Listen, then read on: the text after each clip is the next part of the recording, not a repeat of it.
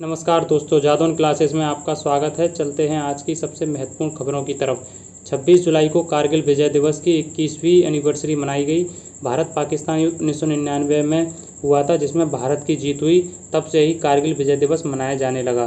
दूसरा, Hagia Sophia को तुर्की की गवर्नमेंट ने म्यूजियम से मस्जिद में बदलने का फैसला लिया। तभी से यहाँ विवाद चलता आ रहा है। शुक्रवार को यहाँ नमाज अदा की गई, जिसमें हज़ारों की संख्या में लोग नमाज अदा करने आए। टर्की की कैपिटल है एंकरा, करेंसी टर्किश और पीएम बिनाली येल्ड्रिम।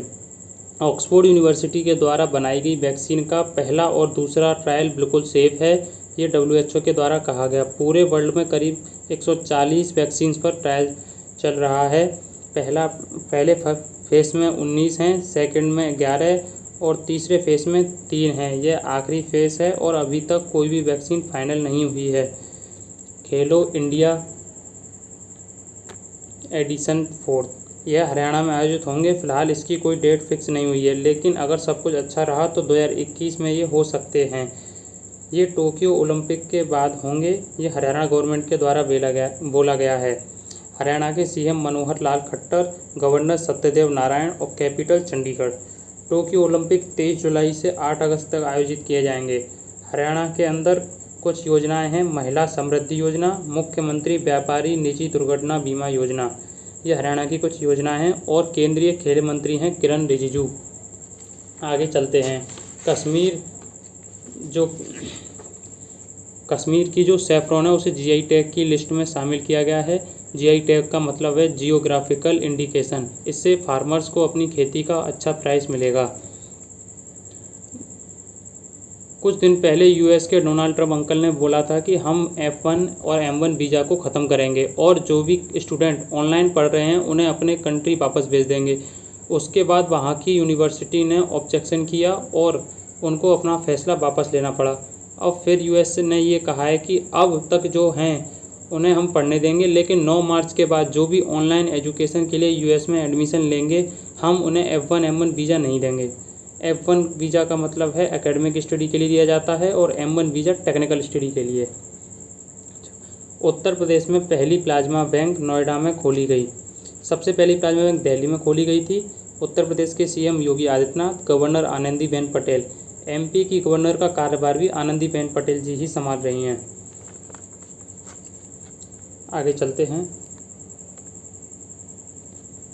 ट्राइफेड यह आदिवासियों के कल्याण और विकास के लिए काम करता है। यह एक संस्था है और इसने एक MOU साइन किया है दिल्ली के साथ, दिल्ली की IIT के साथ।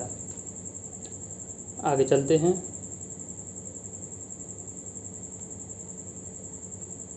तेईस जुलाई 2020 को सरकारी मंजूरी पत्र जारी कर दिया गया। यही न्यूज़ बनी है। रक्षा मंत्रालय ने भारतीय सेना में महिला अधिकारियों को स्थायी कमीशन प्रदान करने के लिए औपचारिक सरकारी मंजूरी पत्र जारी कर दिया है और इस प्रकार संगठन में बड़ी भूमिकाओं के निर्वहन के लिए महिला अधिकारियों को अधिकार संपन्न बनाने का रास्ता प्रशस्त कर दिया है। कुछ इंपॉर्टेंट न्यूज़ रहेंगी। 1992 इसमें सबसे पहले महिलाएं को सेनाओं में भर्ती किया गया 5 साल के लिए, फिर 10 साल के लिए किया गया और 2006 में 14 साल के लिए महिलाओं को भर्ती किया जाने लगा। 2008 में महिलाएँ हाईकोर्ट में दिल्ली हाईकोर्ट में एक याचिका दायर की, जिसमें कहा गया है कि इनको स्थायी कमीशन दिया जाए। 2010 में जो फैसला आया वो महिलाओं के पक्ष में आया, लेकिन सरकार सुप्रीम कोर्ट चली गई और ये फैसला फिर 17 फरवरी 2020 को सुप्रीम कोर्ट ने दिया कि महिलाओं के लिए स्थायी कमीशन होना चाहिए। आगे चलते हैं। नरेंद्र सिंह तोमर, जो कि केंद्रीय कृषि एवं किसान कल्याण मंत्रालय संभालते हैं, उन्होंने विश्व बैंक की मदद से ग्वालियर और चंबल की बीहड़ में स्थित 3 लाख हेक्टेयर से ज़्यादा ज़मीन को कृषि योग्य बनाने के लिए एक परियोजना पर बात की। इनकी कॉन्स्टिट्यूएंसी रहेगी मुरैना। राष्ट्रपति रामनाथ कोविंद ने आज दिल्ली में सेना अस्पताल को 20 लाख रुपए का चेक दिया।